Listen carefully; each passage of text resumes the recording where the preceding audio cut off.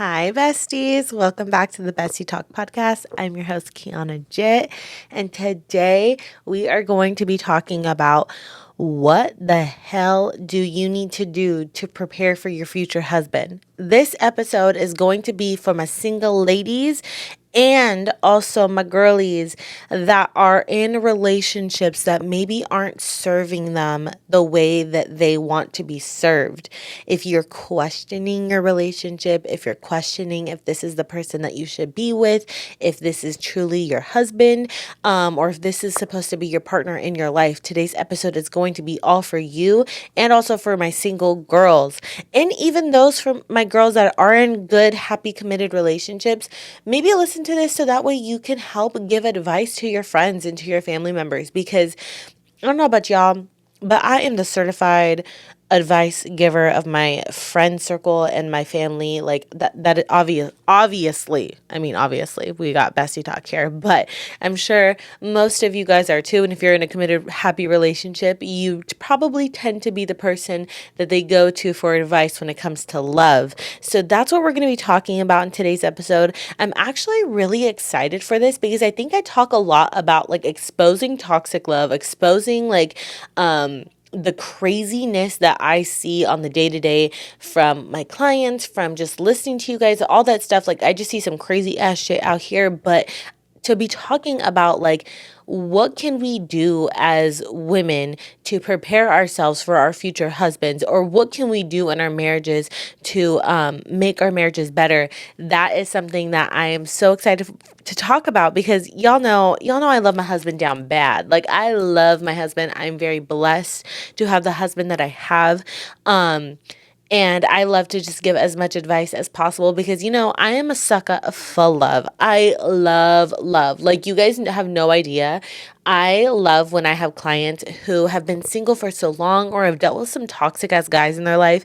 And then they finally meet a really good guy and they come in and they're just like super happy. That literally, you guys, that fills my heart with so much joy. It's like, yes, queen, you deserve this. Like, I'm so happy for you. So I just love talking about love. I am a hopeless romantic, okay? I just love love. So that's what we're going to be talking about today's episode. So let's get right on into it. The first thing that I want to talk about, you guys, okay? You have to understand.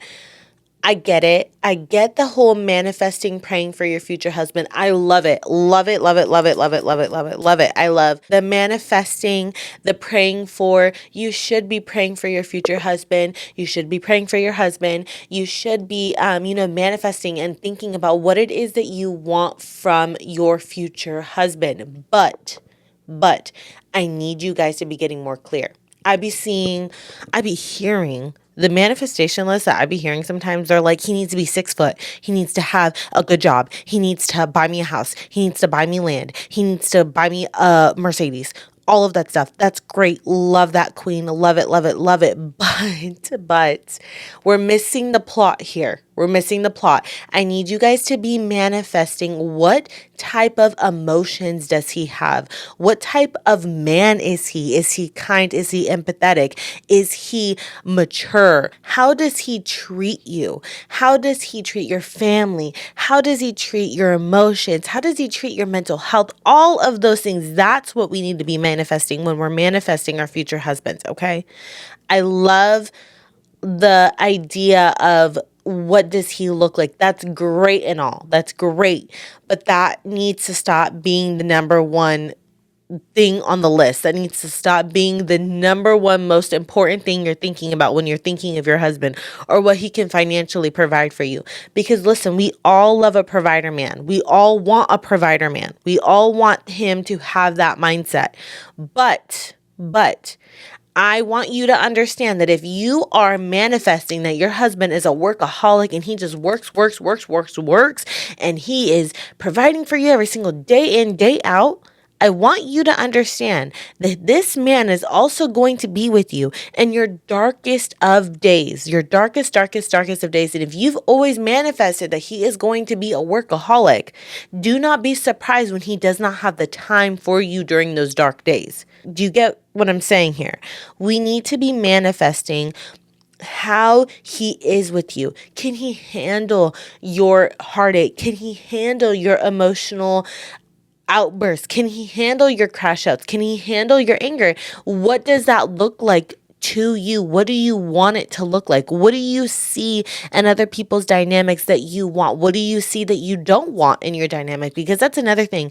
As much as we want to manifest, oh, he does this, he is this person, we also want to manifest what he does not have, okay? We want to make sure he doesn't have anger issues. We want to make sure he doesn't have commitment issues, that he can communicate clearly. All of those things. We need to manifest what he does have and what he doesn't have. But I need you guys to get a little bit deeper.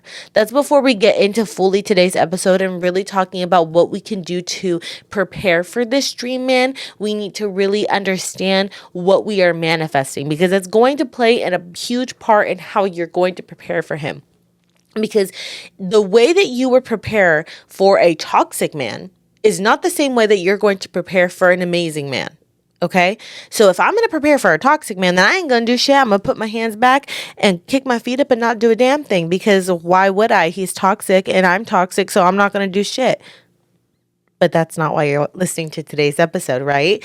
If you are going to be preparing for an amazing man to come into your life, then we need to become amazing as well. And don't get me wrong, y'all are amazing, but we got some work we got to do. We all have work that we need to do. And I'm not sitting here saying that this man is going to come into your life and he's going to be picture fucking perfect and perfect on paper, perfect to the eyes, perfect to the body. I mean, everything. He might be. And if you get an amazing man that is 10 out of 10 across all boards, he marks every fucking every box is checked, and he is a book from one of the book talk books, and he is just absolutely, without a doubt, amazing. There's not one flaw to him. There's not one thing that could be worked on. Then girl, you go get a lottery ticket because you won the lottery. There is not going to be a man that checks every box, that does everything right, that does not have one flaw, that does not have one thing that needs to be worked on. I have an amazing man, a man that truly loves me and helps me and takes care of me and sees my vision, holds space for me, all the things. But there is still things that he needs to work on. I'm never going to sit here and get up here and say, oh my God, my man is perfect and I am perfect and we have a perfect marriage. Because if somebody tries to tell you that, honey, they are a big fat liar. Big fat liar. Okay? There's no marriage that's perfect. There's no man that's perfect. There's no woman that's perfect. There's nobody that's perfect. There's nothing that's perfect. There's going to be room for improvement always. Always, always, always. But the thing is, are you going to choose to work on it? Is he going to choose to work on it? Are you both going to choose to work on it? That is the difference. That's what makes a good marriage. That's what makes a good couple. That's what makes a good person. Okay? So I need you to get that out of your head real quick. For today's episode and today's lesson, we're taking perfection out of the equation. Perfection is gone. Do not have these insane standards for your future husband. Yes, you should have standards, and yes, they should be high, but having absolutely insane 10 out of 10 perfect standards for anybody is not fair if you do not meet those same exact standards and are a 10 out of 10 across all boards. And if we're being really honest with ourselves, nobody is. Okay. And remember, I'm saying everything out of love. Okay. I only say all this stuff because I love y'all down bad. Okay. So if we're manifesting our ideal man, okay, we want him to be all the things that I've mentioned before, all the things you want, all the things I want, all the things the next girl wants. We're manifesting this ideal, perfect person. Okay. What do they want from you? That's where it's gonna hurt a little bit. I'm letting you all know right now before we even get into fully get into the nit and gritty of today's episode. You're gonna be a little triggered, but it's okay. If you're not triggered, then it's not working. Okay. Number one, what men want: authenticity. Last night when I was talking to my husband about today's episode, that was the number one thing that he talked about. He wanted a wife who was authentic to herself. And it really opened my eyes. I was like, whoa, Holy shit. That is so true. Men want someone who is authentic to themselves. They do not want somebody who follows all the trends. And by trends, I don't mean like, oh my God, butter yellow is in. Bitch, I love butter yellow. It's in. I love me a good trend. I'm not saying that at all. But what I'm saying is somebody who, if someone online says, I saw this video the other day about a girl or a woman, I don't even know. I still to this day don't even know if she was trolling or not, but she was talking about princess treatment and that she walks into a restaurant and she doesn't accept when the hostess talks to her, like the husband has to talk for her, and she just like, it's princess treatment. If that's what you want to do, that's fine. By all means, go ahead. But a man does not want a woman who sees that online and says, okay, this lady says princess treatment, so I'm going to tell my husband or I'm going to tell my man I don't want to be spoken to at a restaurant. And if I'm spoken to at a restaurant, that means that I don't get princess treatment. And then if I don't get princess treatment, then we're going to get into a huge fight because I'm thinking in my head that princess treatment means that I can't be spoken to at a restaurant. That's what authenticity means. Okay. Being authentic within yourself. If you are someone who is very easily influenced, and by influenced, we're talking about literal aspects in your life, not what to wear and what makeup to buy. I'm talking about things in your serious day-to-day life, how you go and live your life, how you talk to your partner, how you talk to your friends, how you just live your life on a day-to-day basis. That is what they do not want. They want somebody who can stick to themselves, who can stand their ground, who knows what they want, who goes after what they want, and who is truly authentically themselves. Stop letting social media tell you what a good husband is, and stop letting social media tell you what a bad husband is. Stop letting social media tell you that if he allows you to speak at a fucking restaurant, then that means that you don't get princess treatment. Please stop allowing that. That is what men do not want. They want you to be authentic within yourselves. And whatever that means for you, whoever you truly are. So if you don't know who you truly are, that means we need to find her. We need to figure it out. We need to do some shadow work. We need to look at what gives us joy, not what makes us feel like we fit in, but what gives us joy, what makes us happy, what makes us our heart soar and our spirit feel free. Does crafting make you feel like that? Does doing sports make you feel like that? Does exercising make you feel like that? Does singing, does dancing, does watching movies, whatever it is to you that you truly love to do and you truly love to be that in full wholeheartedly. That is what the future husband of yours truly wants, is for you to truly be yourself. Because I want you to understand and think every single thing that I'm talking about in today's episode, think of it reversed. Would I want my husband to be so unauthentically himself? Probably not. You wouldn't want him to be so influenced by social media and what social media is telling him is a good or a bad wife, right? No, because that's so unattractive. Who the hell wants a husband that can't think for himself? Who the hell wants a husband that is so easily influenced by other men who are probably toxic and who have toxic ways of thinking? I know I don't, and I know damn well you don't. So why would our men want women like that? Okay, so everything that I'm talking about today, and you get a little triggered, think of it in reverse. Would I want my husband to be like this? Probably not. So then I need to change too. The second thing that my husband said to me yesterday when I was asking all of these questions, and he was like, what the hell are you talking about right now? Was nurturing. And listen, I'm going to be first to admit I am not perfect. I'm not the perfect wife, and I can openly admit that. And I struggle so much with my nurturing energy. I struggle really bad with being nurturing. You guys might think that it might come easy to me, but it does not come easy to me. Nurturing and being nurturing actually I struggle with it a lot, specifically when it comes to my husband. And I did a lot of shadow work and in-depth thinking last night. When I realized this, I was like, wait a minute, I struggle really, really bad with this. And this is something that my husband is specifically saying that he looked for in a wife. He wants in a wife. He wants it, right? He wants nurturing energy. When my husband gets sick, y'all, it irritates the shit out of me. I'm like,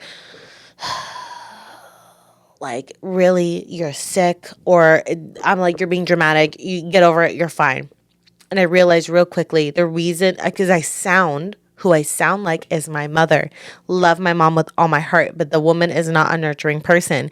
So for me, number one is a learned behavior. I did not watch my mom be a nurturing person. I'm sure she was very nurturing to me in my early years of life, but later on in life, she wasn't nurturing. I always joke all the time that like my mom hasn't hugged me since the day after I was born. Like it's a running joke in my family. My mom is not a nurturing person. My grandma was not a nurturing person. I come from a long line of women who were not very nurturing.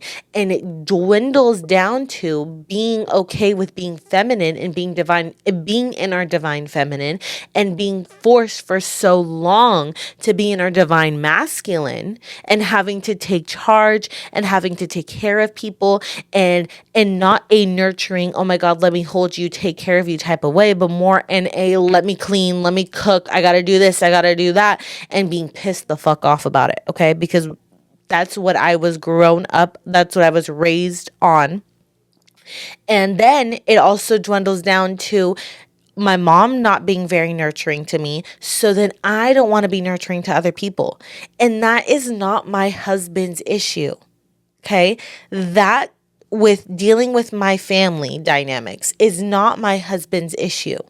Yes, what is my husband's issue is being there for me, helping me through it, helping me realize it, helping me analyze it, seeing what I can do to get better at that and to work on that and to heal that. Yeah, 100%. I feel like it's my husband's job to help me through those things.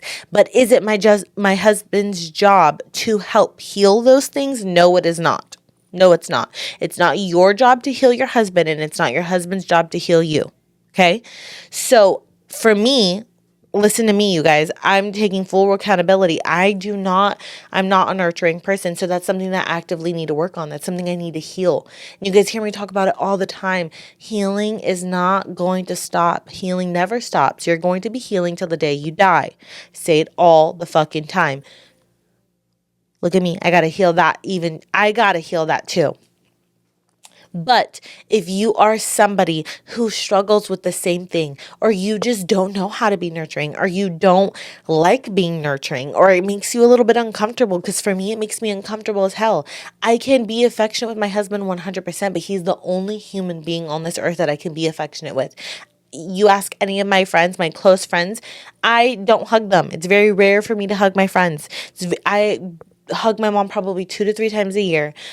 Same thing with my siblings. It's very hard for me to be affectionate and to be nurturing. So I got to work on that. So if that's something for you that you struggle with, then you need to work on it too. Where does your nurturing wound stem from? Why do you not like to be nurturing? Who was not nurturing to you, or who was nurturing to you? And how is your relationship with that person? Was your mother nurturing to you at a young age, or in middle school, or in high school? Was it overbearing? Was it too fucking much? So now you don't like it. Now you can't stand it. Look into, why does having nurturing energy make you feel uncomfortable?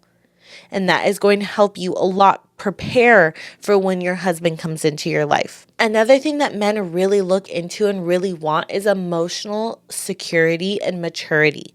They don't want a girl who is going to be playing games, okay? They don't want someone who's going to be leaving them on red, or posting things to make them mad, or saying things to make them mad. I once had a friend who came to my house and made me text her boyfriend that I couldn't find her, even though no one damn well she was right in front of me. Like, they don't want women who are going to be playing games. If you are looking for a boyfriend, he might like a girl who plays games, might like a little toxicity, hee hee ha ha.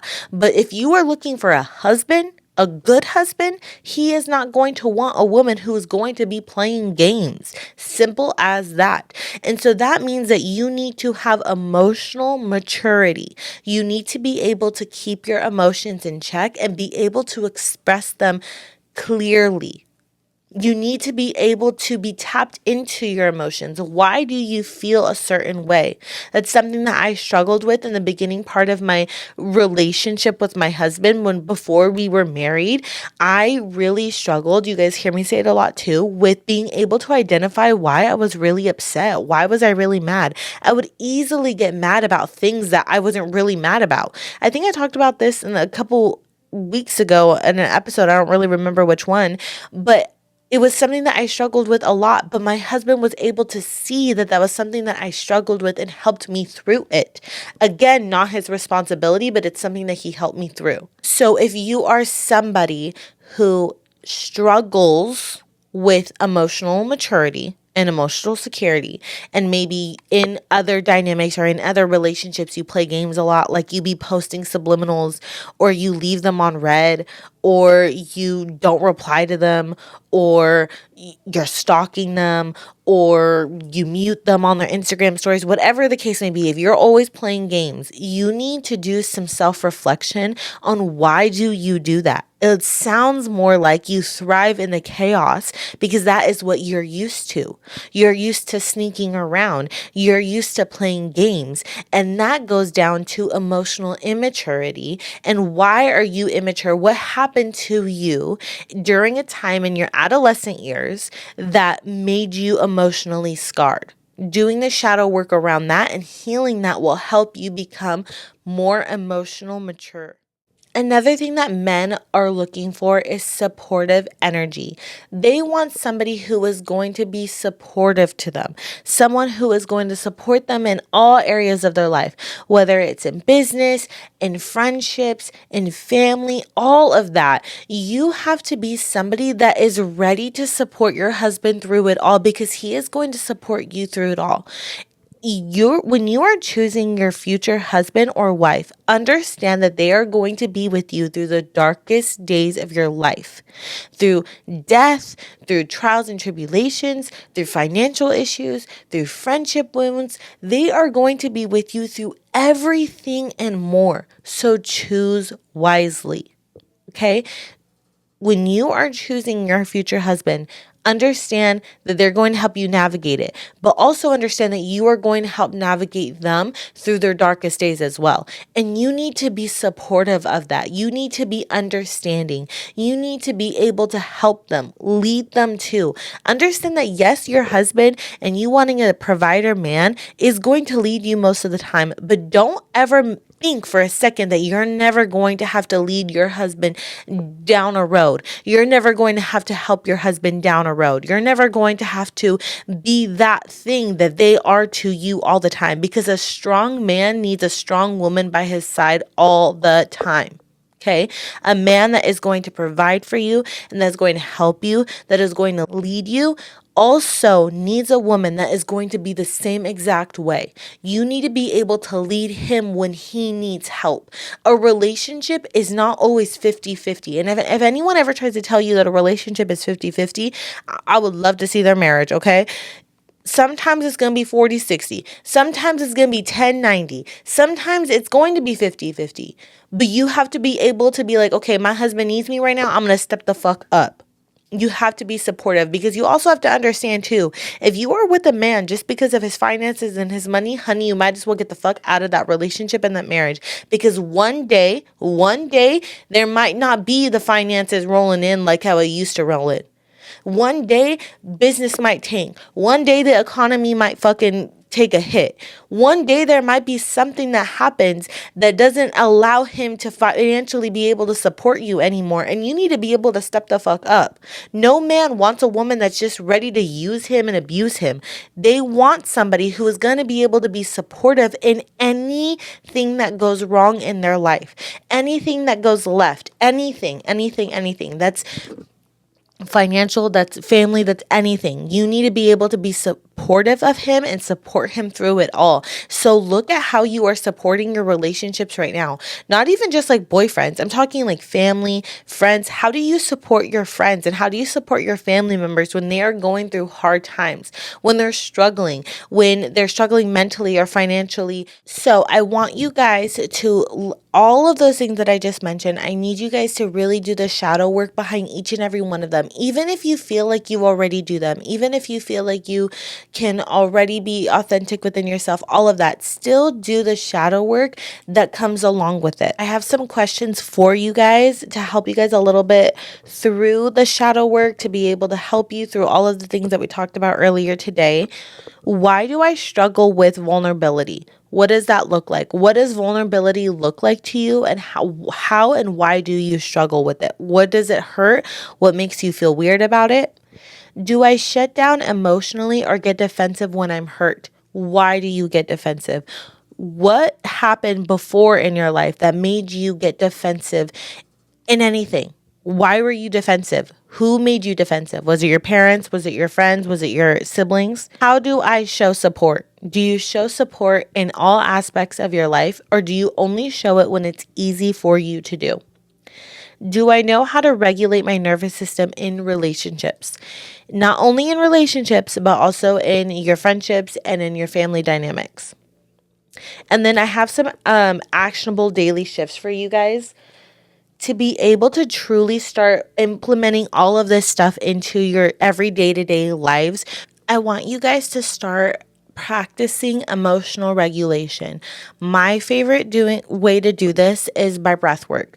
Really trying to regulate your breath work, understanding when your nervous system starts to go all out of whack, what just happened right before that. Write it down in your notes, write it down on a journal, whatever you got to do. But breath work is really going to help you be able to regulate your emotions. Learn to receive and not just give. And that's with everything. A lot of the time we struggle with being able to receive anything. So take a look at how you receive in your day-to-day life, whether that's compliments, whether that's physical things, whether that's time with friends. How do you receive that in your life now, and start to accept instead of pushing back? The last thing I'm going to leave you guys with today is remember that you do not attract what you want, you attract what you are. So if you are wanting a husband, if you are wanting all of these things, remember that you need to start becoming the things that you want from your husband to be able to get your husband, okay? I love you guys so much, and I hope you enjoyed today's episode, and I will see you guys next week on the next episode of the Bestie Talk Pod. Bye!